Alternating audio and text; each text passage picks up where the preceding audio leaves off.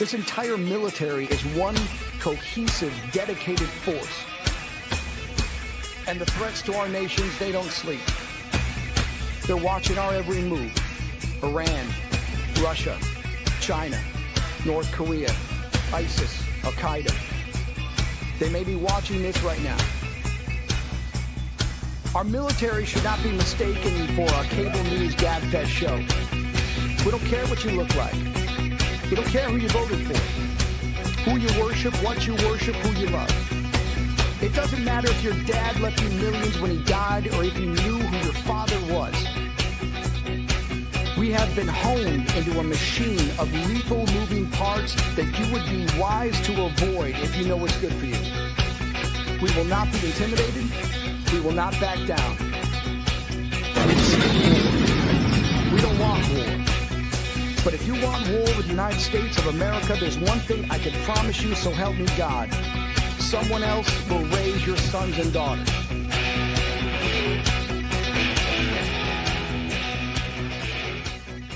Military Broadcast Radio, the station that's giving veterans a voice. Find us on the web at mbradio.us. Welcome to the From Pain to Purpose radio show. I'm your host, Eva Fulton. In this show, we explore the incredible journeys of resilience, healing, and transformation. In each episode, we will sit down with individuals who have faced unimaginable struggles and turned their pain into power, heartbreak into hope, and their challenges into meaningful change and finding new purpose in life. Through candid conversations and inspiring stories, we will uncover how pain, whether emotional, physical, mental, or spiritual, can be the catalyst for profound growth and a deeper sense of purpose. So if you are looking for motivation, insight, and real stories of triumph over adversity, you're in the right place. Let's get started on this journey from pain to purpose. Let's give veterans a voice through Military Broadcast Talk. Hey, welcome everybody. This is the From Pain to Purpose radio show. I am your host, Eva Fulton, and this is Saturday, January 31st. 2026, year of our Lord. I had to do a quick check. This is where, there's already a whole month of 2026 has flown by, headed to a shutdown again, I guess. And for me and for a lot of other people, that really kind of matters. We're federal employees in our day jobs, but I volunteer doing this as a radio show host, something that I really enjoy doing. And that's because I meet some really interesting people. Sometimes I only get to meet them online. Sometimes I get to meet them in person. And I'm really excited to have on two non-veterans, but still in the professional space of things. But I really enjoy having guests on like this because I'm connecting as a mother. I'm connecting on a very human level. And it just so happens that I happen to be a veteran and neither of them are. But because we go through life is lifing, we still, even as a parent who happens to be a veteran, I still, just like you do, audience, you need to know some of those tools and experiences that we can borrow, because maybe this is all about us sharing and learning, based upon the 4 pillars of pain that I use. The physical, which shows up usually the most obvious, goes into the mental, emotional. Those are really kind of tied together. And then, of course, the spiritual. And when one of those legs of the chair, as I call it, when one of those legs starts getting a little rocky, then we have to figure out what to do. The hard part about that is that identifying it in and of ourselves is one thing, but how do we help our kids? And, I have 4 children. All are adults now, but that doesn't mean that they each have not had some of their own issues. I mean, my kids have experienced the death of both of their fathers, right? I had 2 kids with one dad, 2 kids with a dad, and both passed away in 2014 and 2015. So I've had to manage this hat of who I am, both as a parent, as a veteran, as an ex-spouse and am I whenever those check off happens, are you single? Are you a widow? Are you divorced? And I'm kind of like, yes. And balancing some of those things gets tricky. The hard part is, how do I help somebody else that's in my general sphere of things? So in walks Sara. She had posted something on LinkedIn about helping authors, and I'm like, ooh, let me raise my hand. But I think this is really, this is that exchange, people gardening thing that we do, that we have these opportunities that help somebody else tell their story, that can help somebody else with their story. So joining us today is Sara Schaffer. She is a coach. Oops, I just messed my notes up. She's a coach, best-selling author, an award-winning speaker. But in this interview, she's simply a mom. And her husband, Myron, they have 2 daughters, Kira and Vivian. After years of mental health struggles and a crisis season in 2024, they chose residential counseling for Kira at Heartlight Ministries in Northeast Texas, 1,000 miles from their home in Colorado. Sara is here to join the reality of that decision, what the system of care felt like, and why she now believes there is real practical hope for families walking a similar road. Kira on the other side, Kira Schaffer was diagnosed with ADHD, anxiety, and depression at age 6. After years of escalating mental health challenges, including 6 hospitalizations for depression and suicidal ideation from ages 12 to 17, she entered residential counseling at Heartlight Ministries in November 2024. She returned home to Colorado in October 2025, healthy and hopeful. Today, she's 18, pursuing her goal of becoming a real estate agent and encouraging others who feel trapped by mental illness. And here are my guests. The interview of the week is brought to you by Jersey Mike's, a sub above. Hey, ladies, how are you? Good. How are you?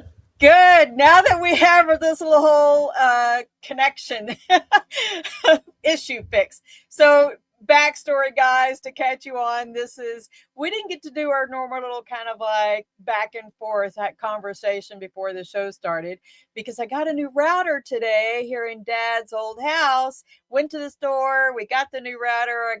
I just got off of the phone with IT like 5 minutes before I connected on. And I thought everything was looking fine, but I couldn't see me. Y'all couldn't hear me. And I thought, man, we're going to be in the 21st century with internet. And I'm connected with my phone, guys. I'm connected to the internet with my cell phone. So anyhow, what an intro. Sounds like this has been a challenge over the years. Where do you want to start? Who wants to start? Kira or Sara? Where do you want to start? You got that. You got this. Apparently, I've got this. Yep. Okay. Yeah. When Kira was young, when she was little, she would have rages almost every day from about 2 until about 6. And finally, at age 6, we were able to have her diagnosed, like you said, with ADHD, anxiety, depression. And we were able to put her on, try some medications, and they just slowed her down, calmed her down. And it was super helpful. It was super great to be able to do that for her. And, but that wasn't the end. That was just sort of the beginning of our journey right there. Yeah. So, it wasn't a diet thing. It wasn't, I'm kind of going through the mental checkbox of things. Right. It wasn't dyes, right? I mean, yeah, it wasn't dyes. It wasn't just sugar. I mean, none of that like took care of the real problem. And so, okay. So we went the pharmaceutical route, I guess you could say, and that definitely helped. And Kira really comes by what she deals with, honestly, because I also have struggled with extremely severe depression and my own crashes several times throughout my life. And so, as a hereditary thing, it's definitely something that we think is connected between Oh, the I two. see. Mm-hmm. So in some ways that helps, but it doesn't necessarily give you the answers that you're looking for either. Right. Yeah. So I think, like I said, I've had 4 kids. The hard part would be just even managing the school side of things. Oh my gosh, Right. yes. Yes. So Kira, what was your experience on your side with the school side? I went to a private school, a private Christian school, and so the academics were really hammered into us, and they had a somewhat difficult curriculum for things, and so that on top of mental health was not Conducive. fantastic. Yeah, it Yeah. was not good. No grace there. I hate saying it, but there was no grace in a place where maybe you should have had grace. Yeah, they were good about it though. Out of all places I could have been, it was probably the best situation, but it was still difficult. Mm-hmm. You think it was better than what you would have gotten in the public school system? Absolutely. I think Yeah. the public schools wouldn't have had the pressure, the academic pressure. But what was great about where she was is they saw her as a person. So when she would miss assignments or something like that, they looked at her as a person first, rather than just looking in the grade book and saying, oh, these things are missing. So they had grace on that side once they knew her struggle. Yeah. Right. Okay. Well, that sounds good then. Mm-hmm.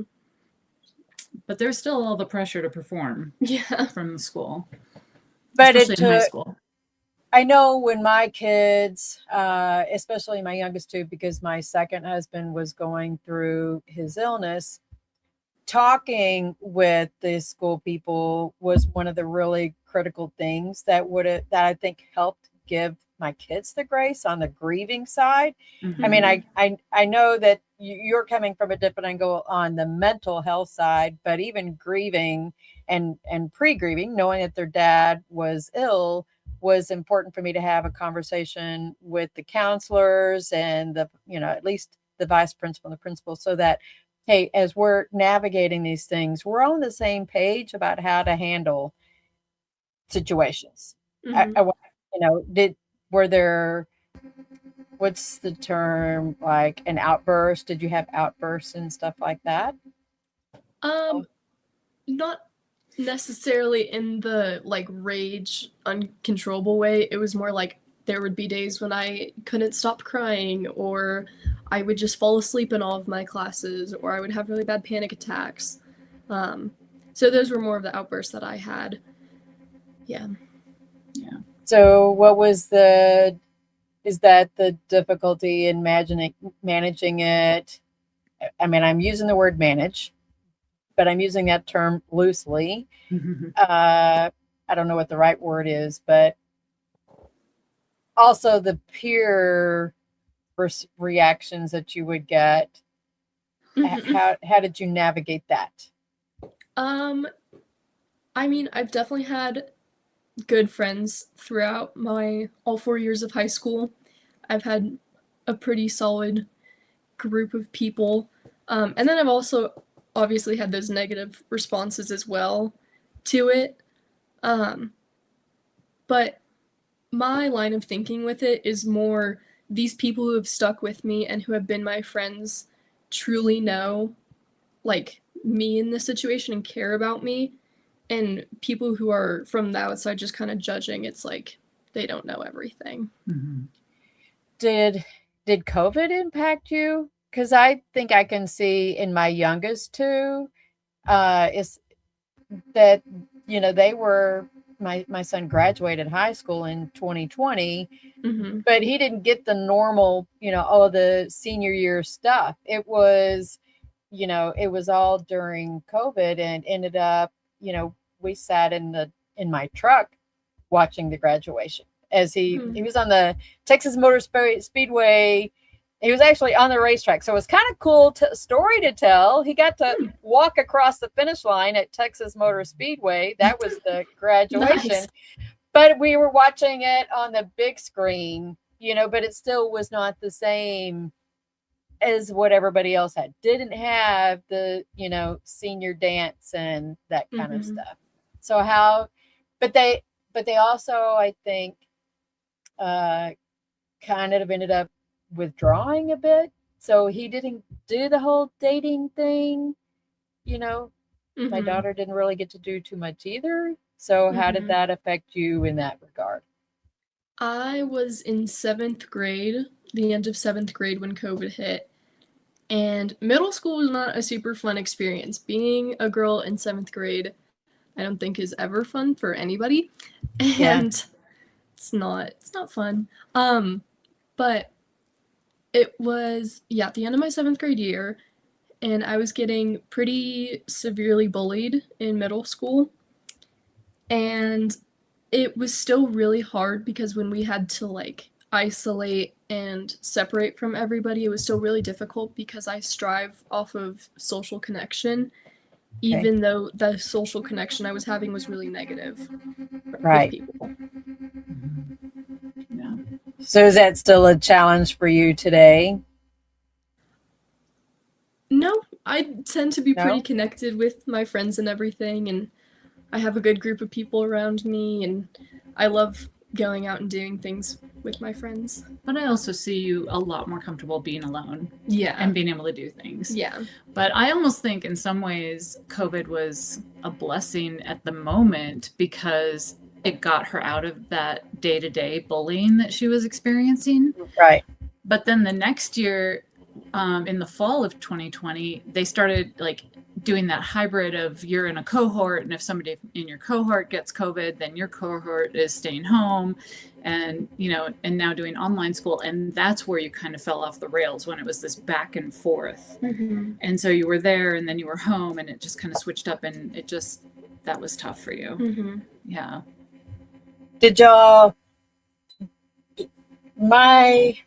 I'm kind of going backwards. Remember, there was an instance, my daughter was in elementary school, and this was right after Facebook. It was just getting started, but she had a teacher that was trying to get this school version of a social media instilled, in those and all these. Your base is already headed the direction that I was, the experience we had. My daughter was getting bullied online by these two boys in her class, and the teacher was supposedly monitoring all of these comments. And obviously she was not. So my daughter was crying. I ended up going to the school board meeting. I got signed up, and my husband was there. They were there. And I was like, this is how my daughter is being treated. These kids, this teacher needs to be teaching the core classes and not try to instill some kind of social media. What are we paying you guys to do? Right. And I think that's I've been a proponent of the phones don't need to be in the classes. Teach the kids what they're there for. I'm not trying to hijack what we're here to talk about, but in some ways it really does impact your mental health. If you aren't doing the things that you're supposed to be doing because you're being distracted by the bullying that doesn't need to be there to begin with. Yeah. So, Sarah, how did you address that or were you able to address it with the teachers? We didn't really realize how extensive the bullying was until she was done with the school, literally on the last day of 8th grade. And I'm not sure exactly why, because it's not like we weren't talking all the time with Kira and that kind of thing. But what we saw on our side was that she was, that was the season when she started self-harming. That was the season when she was starting to get severely depressed. that was when she would take an assignment that she had finished, but she didn't feel like it was perfect and would throw it in the garbage instead of turn it in. And no, I mean, it's just, I'm not trying to like tell stories on you, except to say that, you know, it was just all what we saw were just kind of these really depressed, erratic behaviors from her. And we didn't know that there was this quiet bullying going on. The root cause. You didn't know the root cause of it. Right. We just knew that she was, you know, at times even saying that she wanted to hurt herself, that she was talking about not wanting to be there, not wanting to live anymore. We did not realize that people were whispering to her, nobody wants you here. Nobody cares about you. You shouldn't be here. We didn't realize. And that, as a mom, I mean, you can imagine like finding that out after the fact and having not stood up for her. Yeah, I had a lot of guilt about that. And we were just doing the best we knew to do with each situation that we had. Yeah. So how did you identify, or what was the critical point that it took for you to go get the help that you needed? Well, for that experience, we were at a different school for 7th and 8th grade. And by the end, even by the middle of 8th grade, we actually applied to go to a different school midway through 8th grade. And that interview with the school did not go well. Oh, I'm so sorry. And it was this school where she eventually went to high school, and and so we just said, okay, but they invited her. They said, we're not accepting her into 8th grade, but we invite her to apply for high school. And we said, well, how can we increase the chances of her being accepted for high school? And so they said, increase your grades, like get better grades, because she was failing several classes. And then we started having a tutor come and help her one-to-one. That was another huge turning point, where this tutor came, got her caught up in all the work she was late on. And she started realizing, oh, I'm smart, because this tutor was a former special ed teacher from one of the local school districts. And she knew how to bring out Kira's brilliance, because Kira's very bright.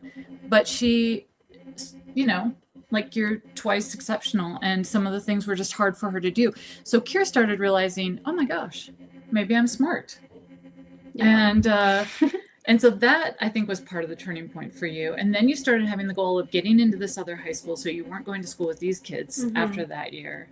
And so some of those things made a turnaround, but it was a slow try and try again kind of process, for sure. Yeah. It was getting the fresh start. Is what would help.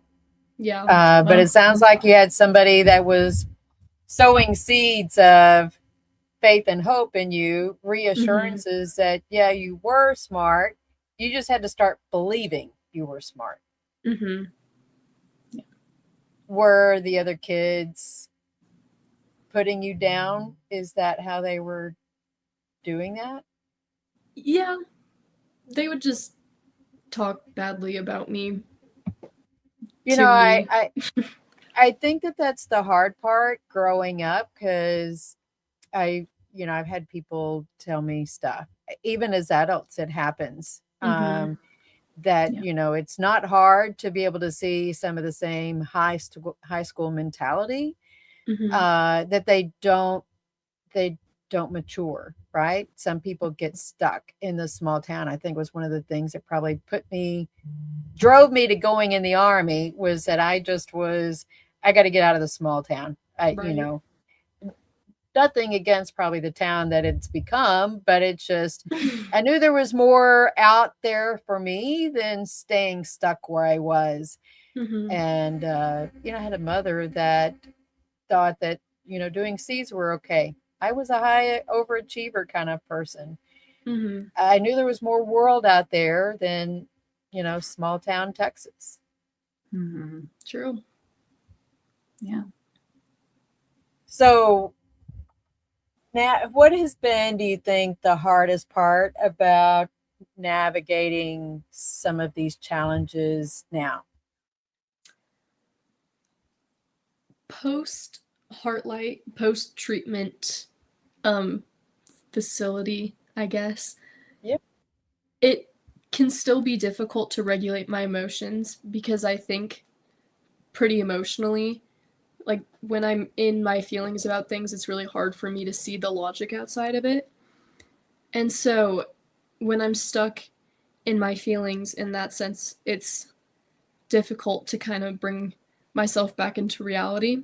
And I've learned how to do it better. I've gained more skills on how to do that, but it's always going to be difficult. Mhm. Yeah. Is that also a time where you have to learn different communication skills to talk to your mom or to your dad, to others? Yeah, definitely. It was a time where I learned how to utilize my resources in that sense. I would only have one 30-minute phone call a week with them, and I would tell them everything that was going on as fast as I could in those 30 minutes so I could get as much out there as I could because they were my safe space in this program for the whole time. So there were a few staff here and there who definitely were also that safe space for me. But it definitely increased the fact that I actually had to communicate how I was feeling so I could progress throughout the program. Right.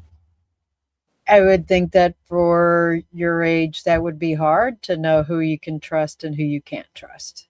Yeah. And understanding that there's a difference in that. Just Mhm. because somebody's there doesn't mean that you can tell them everything. Mhm. Yeah. Yeah. So how did that make you feel, Sarah? It was just, I mean, the whole situation of sending her to Heartlight was challenging. But we were obviously grateful that she was communicating with us. And we also had, on the parent side, we had a 30-minute call every week with Kira. And then we had a 30-minute call every other week with her counselor. And so we would get updates. And it was really helpful. It was helpful for us to hear that third person perspective outside of our family of how Kira was doing, but yet somebody who really cared for her. And so I think Kira at first, I mean, I guess she went in thinking, I'm just going to perform my way through this, I think. Yeah. Yes. Check the boxes. Yeah. And get out. Yeah. Yeah, check the boxes and get out of the program. That's not really how that works. No. Yeah. But I think that's how we've been wired to think that Mhm. everything is transactional. We're not Mhm. supposed to just own that part of the change. Mhm. Yeah, it's true. It's true. I mean, it's kind of like going on a diet. It took years to put on the weight. It takes some years maybe to take it off. It doesn't, Mhm. we don't get rewired automatically. Mm. Right. And that's Mhm. the part I think is also actually translates back to the military side of things. Mhm. For a lot of us as veterans who served in war, and in some ways you've gone through your own little spiritual war, right? Emotional, mental, spiritual war that probably Absolutely. impacted you physically as well.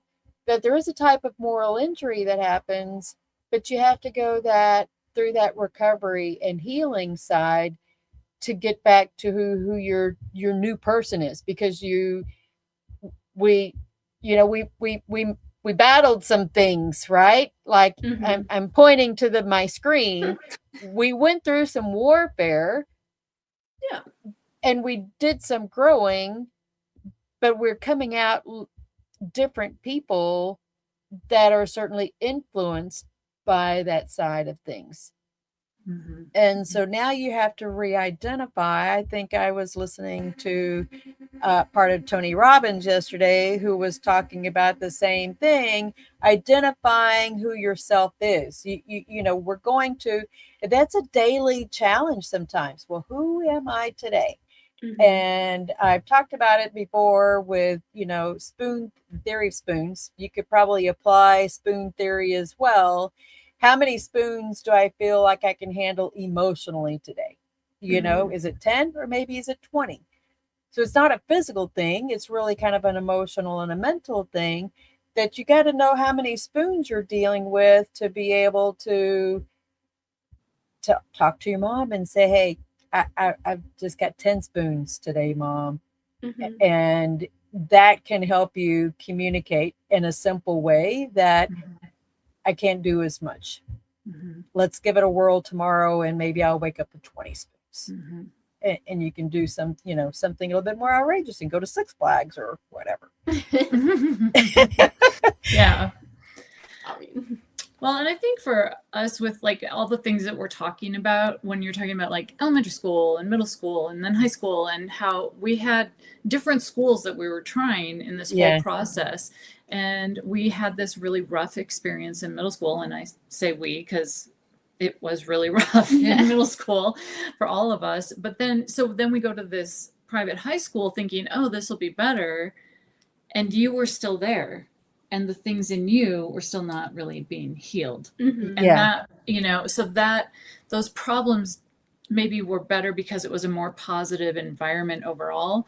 And there wasn't the bullying, but some of those internal things that were broken were still broken. And so by junior, senior year, things were still broken. And yeah, it just became a crisis. And it just, it was a matter of like actually getting healing and really learning how to deal with that and cope with that rather than just like, oh, well, different battlefield, but I'm still carrying all the same scars and all the same reaction.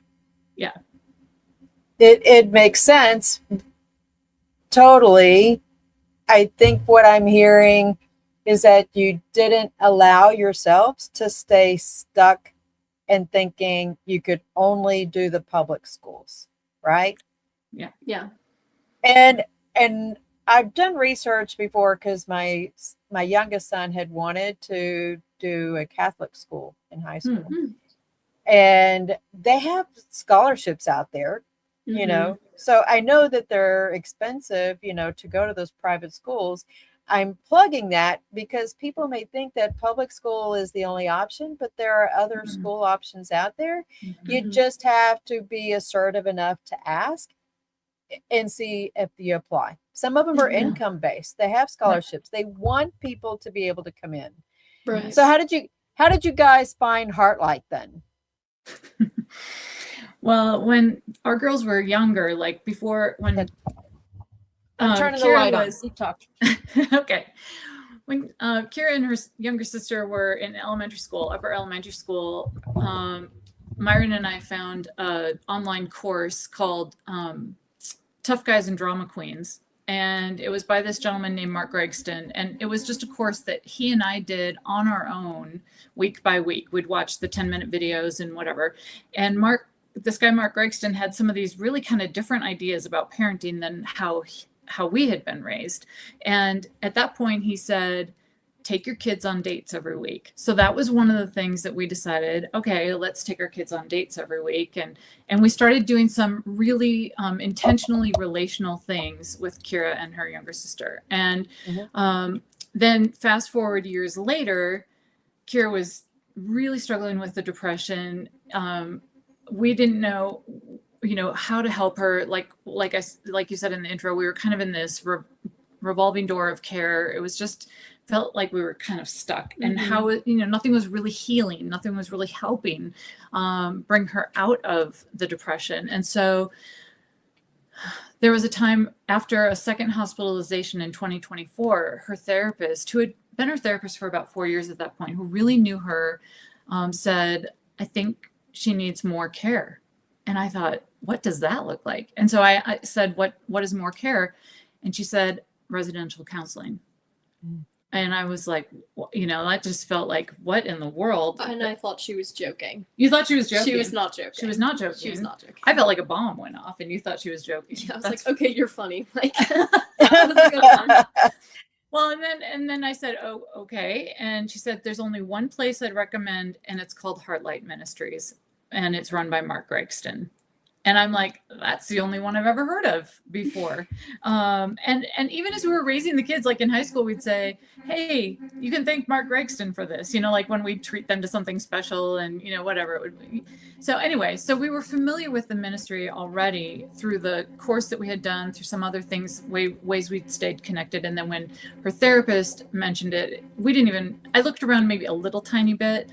But what was special about this place is it wasn't a hospital. It was literally residential counseling, and her living in a house, actually a series of houses when you were there. Mm-hmm. And they were built like big log cabins, and it was homey. And I remember asking when I called, I said, do you hug the residents? And they said, yeah, we love them. We love on them. And as a mom, I mean, the thought of my kid not getting a hug for several months, was just not tenable. And, and of course, we're all speaking about appropriate interactions, obviously. But, we just wanted a place where she was going to be, again, loved and seen as the person that, So, yeah, it was amazing. It was amazing how that all came together for us.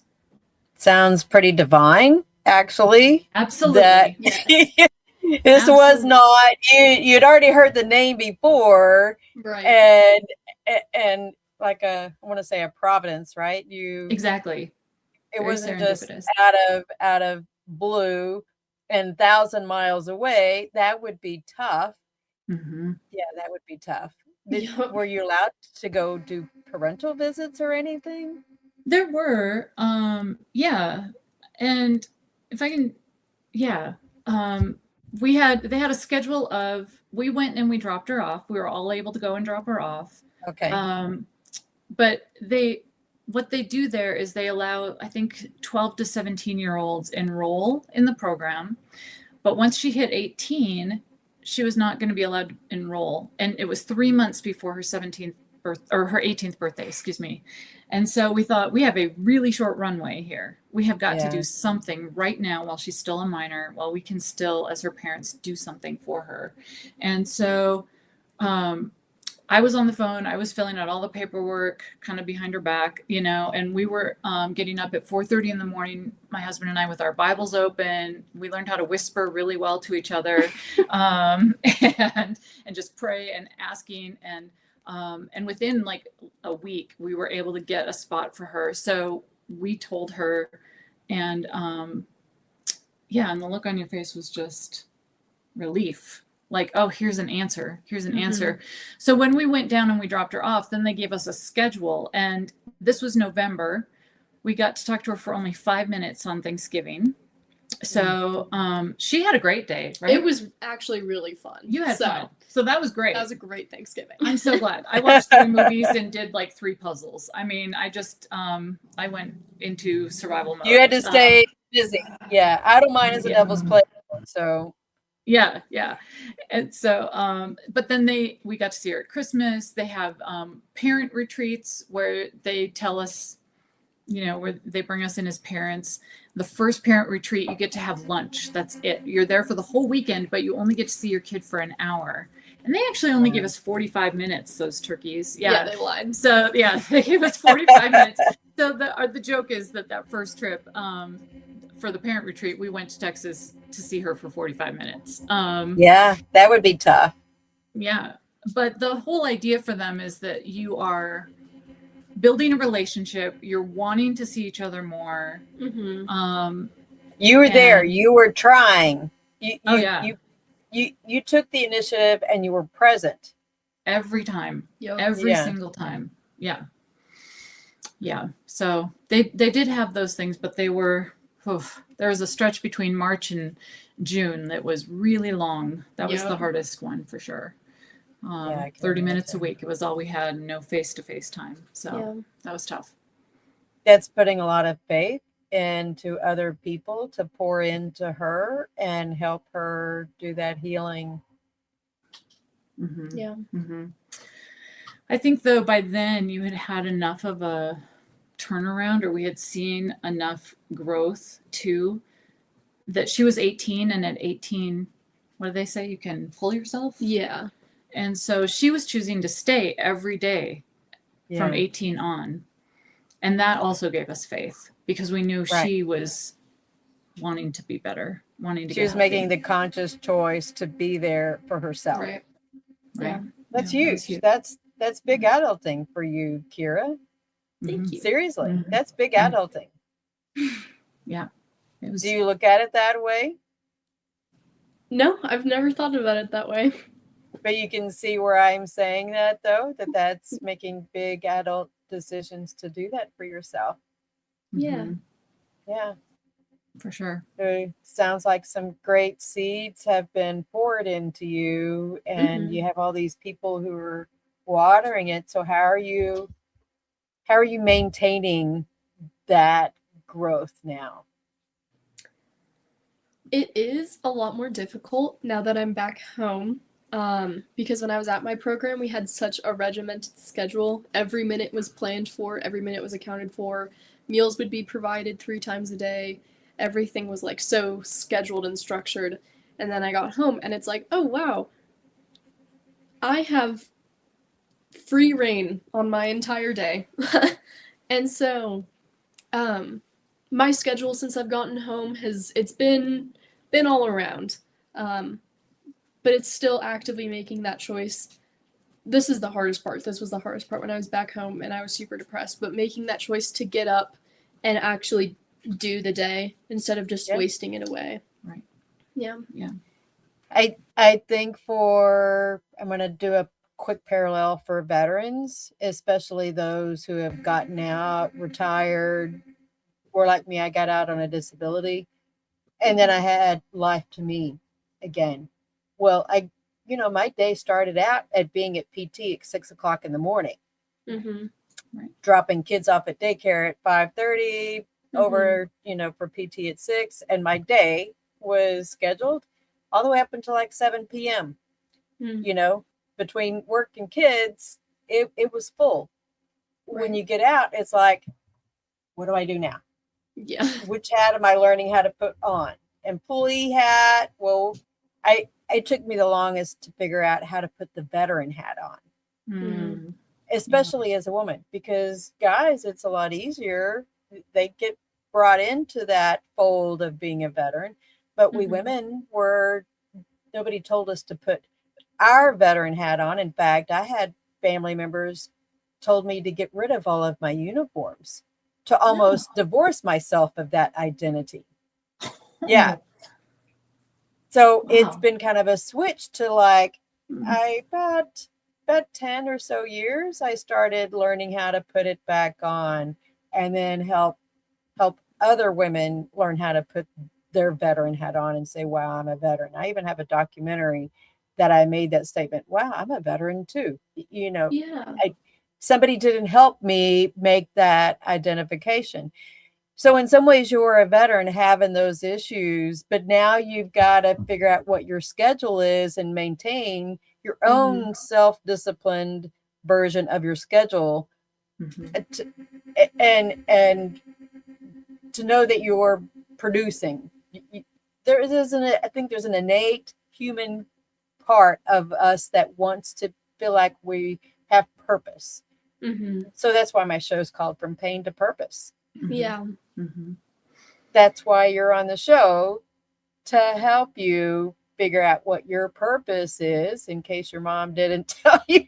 I'm telling you, I'm people gardening with you, that now you can figure out how to help somebody else. So I don't think we're connected on Facebook, Sarah, but when I flew back from Dallas the other day, Tuesday, I was at where was it? In a restaurant. Anyways, at a restaurant at the airport, this young man sat beside me, about your age, Kira, and he struck up the conversation with me.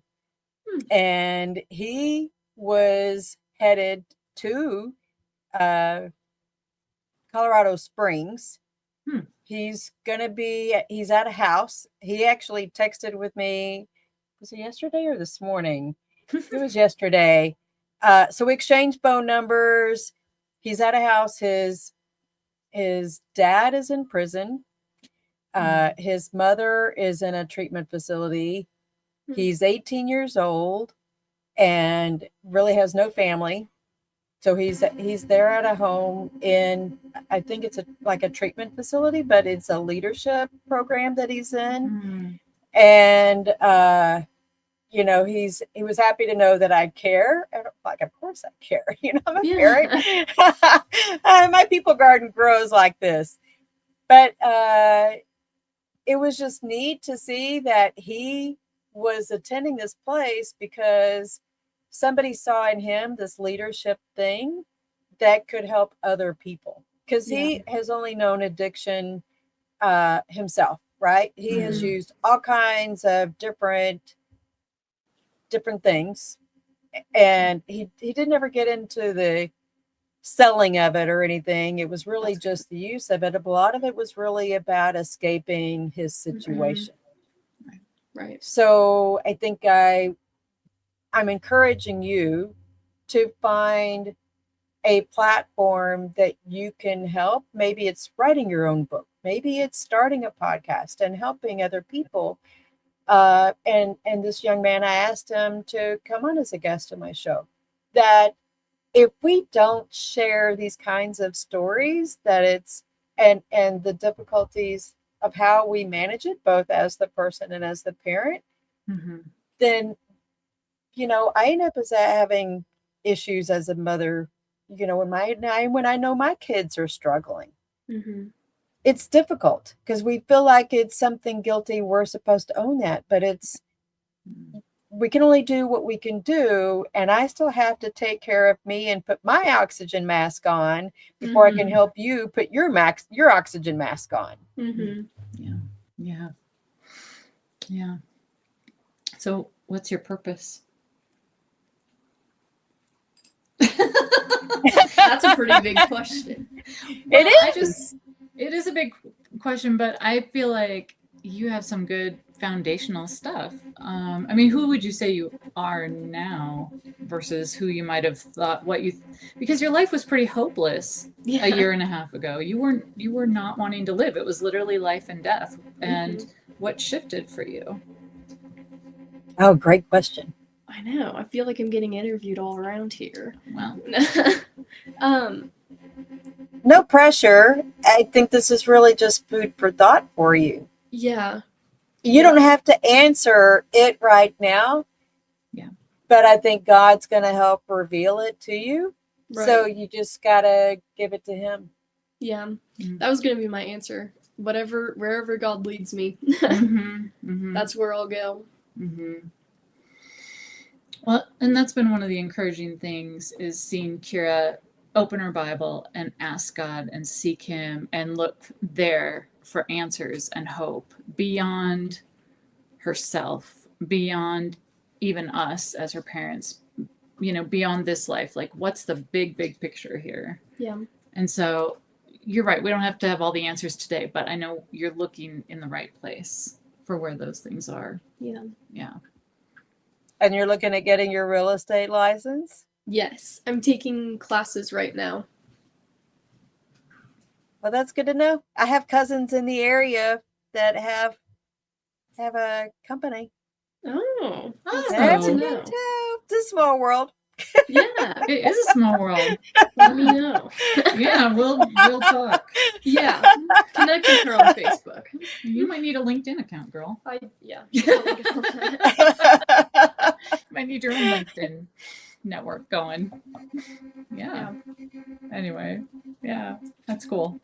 Yeah. That's good. I can see your mom's an author. I think it's a story to tell. Yeah. It's not so much sounds like as necessarily a how-to guide, but when I wrote Welcome to My People Garden, I didn't necessarily have to get into the weeds about the stuff that was happening, but I gave people enough of my story and plugged it in with Bible. I used the parable of the sower. So here's the spiel, Sarah. Okay. Everybody sees your front yard, but only you see the backyard. Right? It's your personal responsibility to clean out your backyard. So all of the wait a minute vines, I call it, the briar patch, the prickly thorns, the things, you can't work on the ground until you get that cleaned out, right? But a lot of that is really the lies that people tell you and that we tell ourselves. You have to clear out all of the lies at the root.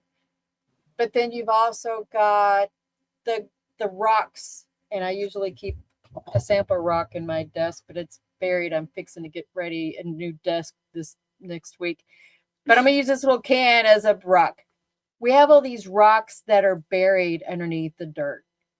But if we just leave those rocks, if these are our problems, if these are our trials, and it sounds like you've worked on cleaning up some of those rocks at the, treatment center. Hours and hours. Literally and figuratively. But you have to be careful that another one doesn't get buried again, right? Because it's a constant tilling. That's what the farmers do. They're always tilling, and it seems like always magically there's some kind of new rock that pops up because life happens. People are going to constantly still hurt us. They wound us, but we keep carrying that rock around, and guess what? Rocks get heavy. You still have to keep that going. But if your ground is full of rocks, the seeds that people sow towards you are not going to take root. We can have lots of rain, but it doesn't get enough water for it to grow and sustain you. So I use the parable of the sower. That's what spoke to me when both of my husbands had passed away. That's what spoke to me to help me thrive. So everybody sees your front yard, but only you see your backyard. It's your responsibility to keep it cleaned out. And that gets tough sometimes. It always means that it's kind of work. It's dirty. The seasons happened, and we get busy with life, and guess what? More weeds grow in there, and you got to clean them out again. But you got to be careful who you let in that space, because that's the problem with people dumping stuff in there. Right. For sure. Yeah. So maybe find a Bible verse that speaks to you and see how that develops. And, it took me 10 years to write my book because they were all just a bunch of notes that I had taken in church. And then I started lining them all up together in piles. I ended up with 12 chapters. Oh, Dang. Yeah. I love it. Well, there's 12 Wow. disciples, 12 tribes. True. Yeah, it's a good number. Yeah. Let God speak to you on it. Yeah. Thank you. Yeah, you're welcome. Awesome. It's not an overnight process. No. So before we close, we got 8 minutes, well, really about 6 before the ending video. What's one question I should have asked that I didn't ask you? That's a good question. I've never been asked that one before. How tough was it for you being away from your family? It was pretty difficult. It's a big adjustment moving from a 4-person household with a little dog to living with 8 other girls all the time. So I think I got really blessed in the time that I went though, because everybody who was in my intake house was so fantastic, and I had such a good group of people around me, and everybody was so kind and welcoming, and it just really made the experience so much easier. But I feel like if I had literally anybody else, it wouldn't have been that easy of an experience. But it was still really hard being away from my family. Yeah. And getting to know 8 other personalities Yeah. that are all your age going through the same thing, essentially. Yeah. Do you still maintain contact with any of them? Yes. I talked to a few of them today. So, Yeah. yeah. Pretty much all Were the you time. feeling anxious today? I hope not. No. Not Okay. not feeling anxious. Okay. Yeah. Kira's my extrovert. I got left home with the two introverts in the family for. That would have been worse for her. Yeah. It was a different battle on the home front. Yeah. I'm glad my extrovert's back. So, yeah. We're both excited to chat with you today, Eva. So, Yeah. Aw, thank you. I think, oh, go ahead. No, go ahead. I was just I was going to just say gonna one thing. Sorry, little lag there. I'm sorry. I was going to say, I'm going to send y'all a copy of my book. Oh, thank you. Yeah, you're welcome. Oh. I'll have to make sure I get your address. So anyways, go back to what were you going to say, Sarah? Just that one thing people ask me weird questions about our choice of, sending Kira or being a mom of somebody, because I think when people first find out about the depth of their child's struggle with mental health, or, anybody finds out the depth of it, the first reaction is such terror and fear. And I think what I would just want to share with people is that there is always hope. There's always a strand of hope, if especially if you know about it now. You can, there will be a way, and you don't have to understand how. You don't need to know how they're going to be helped. You just can make yourself available to them, and God will open the doors for you to help. Do you think the stigma, for this question I think is for both of you, do you think the stigma of mental health is changing, both in the teenage side and what you see as a parent? Yeah, I'd say it's neither here nor there.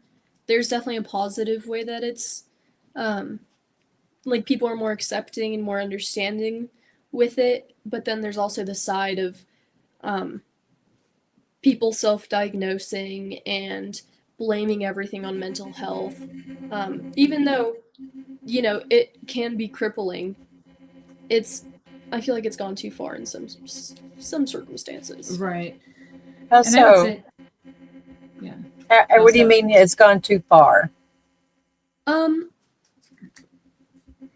Too quick to get a diagnosis, or too quick to put a label on it? Diagnose. Yeah, people self-diagnosing and putting the label on it when it might not necessarily be severe depression. Yeah.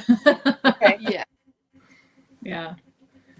I think there's still a stigma to a certain degree in my generation of parents who feel like if only I had done XYZ, even though there's no such thing as XYZ, then my kid wouldn't feel this way. I mean, you could ask Kira. She never went through a trauma that triggered all of this. No. It's a mental health situation. Yeah. And so there's nothing for us to feel guilty about. Instead, we need to get past any shame that might come in and just deal with the problem.